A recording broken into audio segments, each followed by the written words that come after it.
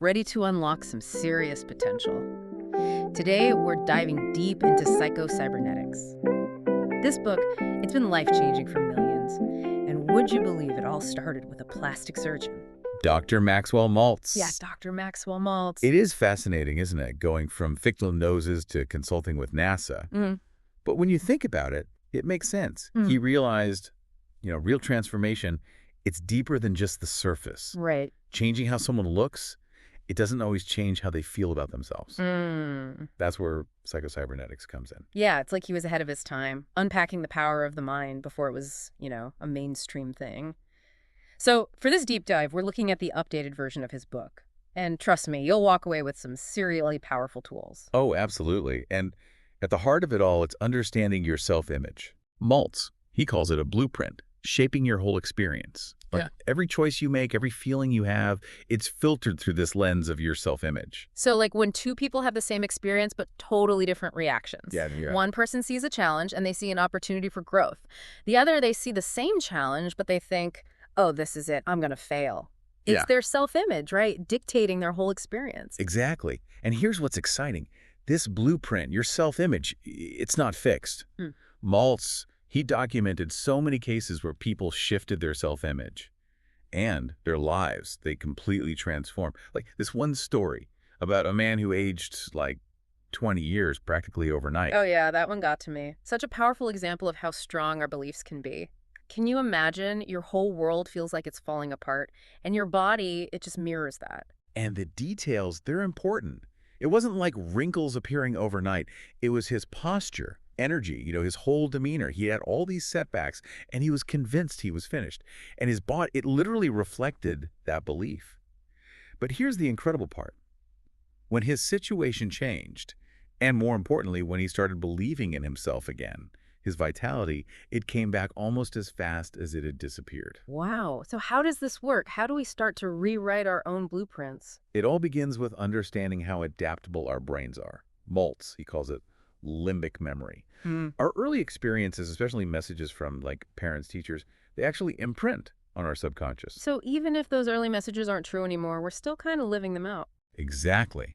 Think about it. You were told as a child you were clumsy, you heard it all the time. You might grow up feeling self-conscious, even if you've become really graceful as an adult. It's like those messages, they become part of us, almost invisible, but always there.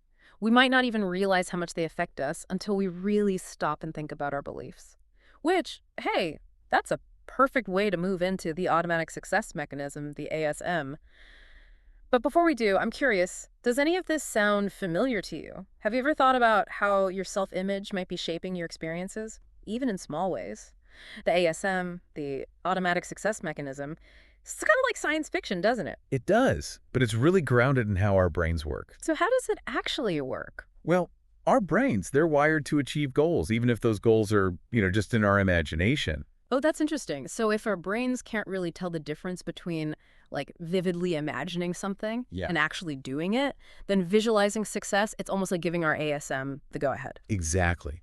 And Maltz has these great examples. He talks about two sales teams, Okay. both selling the same product, same training, everything. Right. But one team, they were told to spend a few minutes every day just picturing themselves hitting their targets. I bet that team did way better. Oh, they did. Their sales, they shot up like an average of 100%. Wow. And it wasn't just, wishing and hoping. Right. They weren't just daydreaming about spending their commissions.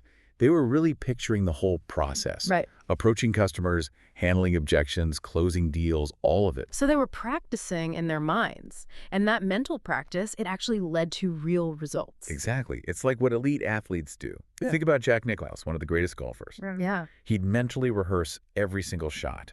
He said that was a huge part of his success. That makes sense. So we've got this incredible tool, this automatic success mechanism. But then there's the flip side, the stuff that holds us back. Maltz calls it the automatic failure mechanism. And he breaks it down with this acronym FAILURE. Failure. Yeah, it stands for frustration, aggressiveness, insecurity, loneliness, uncertainty, resentment, and emptiness. It's a bit grim when you see it all laid out like that. Well, it's not about being negative. It's about being real about what can trip us up. That's true. And the good news is, once you're aware of those patterns, you can start to change them. Right. Okay, so let's take one, like insecurity, for example. I think most of us have felt that at some point. How does insecurity play into this whole automatic failure mechanism? Well, see, you've got a goal, something you really want. Yeah. But deep down, you've got this voice saying, you're not good enough, Mm. not smart enough. You don't deserve it. Mm. That insecurity, it can become a self-fulfilling prophecy. You doubt yourself, you don't take risks, and you end up sabotaging your own efforts. It's like you're trying to drive forward, but you've got the brakes on at the same time. Exactly. It's like you almost hesitate, it's right before you're about to go for it, that voice pops up. Are you sure you're good enough? Right. And you can just feel yourself tense up. It's that automatic failure mechanism kicking in. It is. And, often these self-sabotaging patterns, they come from what Maltz calls emotional scars. Okay. It's like the after effects of old hurts, Mm-hmm. rejections, failures. Mm-hmm. They create this kind of emotional scar tissue. So not just like physical scars we can see, but emotional ones too. Exactly. Think about it. A physical scar might make you, I don't know, hesitant to move in a certain way. Yeah, yeah. An emotional scar, it can make you hold back from taking risks, putting yourself out there. Mm-hmm. Maltz tells this story about a really successful executive terrified to speak up in meetings. Oh, wow. Turns out, years ago, a previous boss, he'd really humiliated him. Oh, no. And it had left this, invisible scar. That's heartbreaking. You have this person so accomplished, but they're still carrying that old pain with them.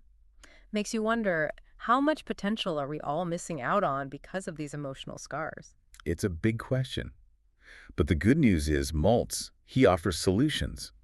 He talks about developing what he calls emotional immunity. Emotional immunity. Yeah, building that resilience so we're not constantly triggered by those past hurts. Okay, so how do we do that? How do we become emotionally immune? Well, it's not about, pretending those emotions aren't there. Right. It's about learning to process them in a healthy way. Yeah. Understanding where they're coming from, and then choosing how you want to respond. That makes sense. And one of the most powerful things Maltz talks about is this idea of cultivating that winning feeling. That winning feeling. It sounds so simple. It does, doesn't it? Like something you'd see on a motivational poster. Maybe. But it's actually a big shift in perspective. Yeah. It's about realizing our feelings, even the bad ones, they're not always true. Right, right. They're just signals. And we get to decide how we're going to interpret them. Okay. Maltz, he tells this great story about a golfer. He always choked under pressure. Oh, I know the feeling. He had the skills, he'd practiced, but the minute the stakes were high. It all fell apart. Exactly. Yeah. It wasn't until he learned to change his mindset, cultivate that confidence, to really feel that I've got this, even under pressure, that's when he finally broke through. So it's not about pretending we're not nervous or stressed. It's about choosing to focus on that feeling of, I can do this, even when things are tough. Exactly. Easier said than done, I think. It definitely takes practice.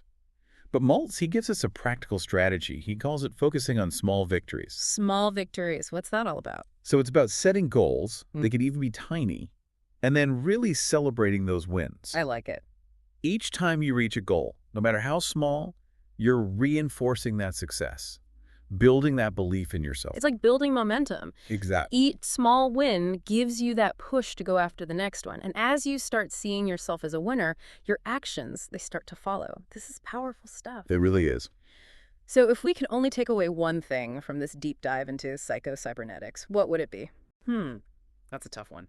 But if I had to choose, I'd say, remember, your self-image, it's not set in stone. It's something you can change.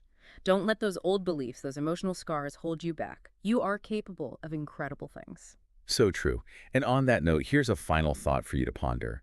If you could change just one belief about yourself, one belief that if you changed it would unlock the biggest, most positive change in your life, what would it be? Think about it. It might just change everything.